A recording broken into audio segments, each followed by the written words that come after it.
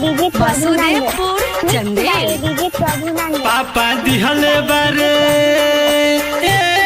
सखी, पापा दिहले बारे दूगो गाड़ी दहेज सखी, पापा दिहले बारे दूगो गाड़ी दहेज सखी। तो एगो चलत दिन में चले एगो रात में सखी, तो एगो चलत दिन में चले एगो रात में सखी। चले दिन में सखी चले रात में सखी, चले दिन में सखी।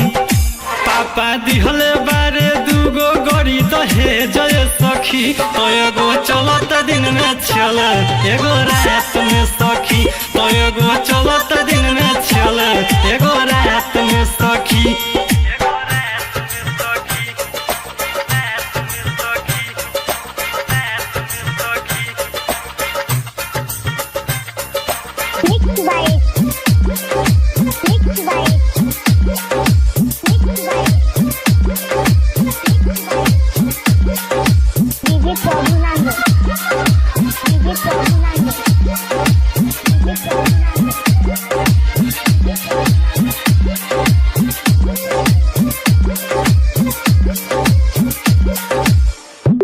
कोई सखी अपना सैया के लीला, टाइट बदन मोर कई दिलन ढीला।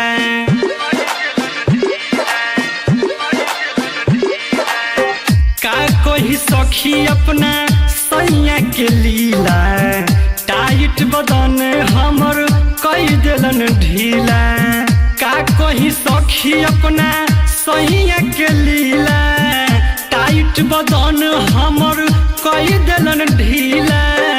तरतिया माजा खूबे है सखी, तरतिया माजा खूबे देला भरपूर सखी। तो एगो चलत दिन में चले एगो रात में सखी, तो एगो चलत दिन में चले एगो रात में सखी।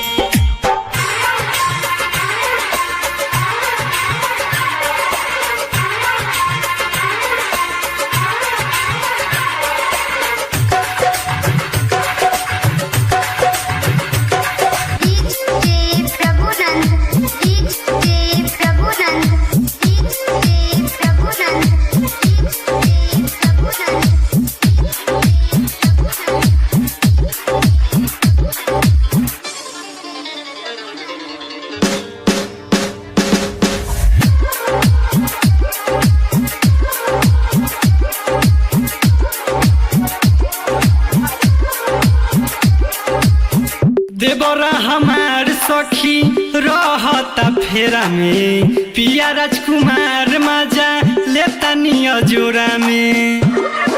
तो सखी कितना दुख बताई। देवरा हमार सखी रहता फेरा में, पिया राजकुमार मजा लेता निया जोरा में।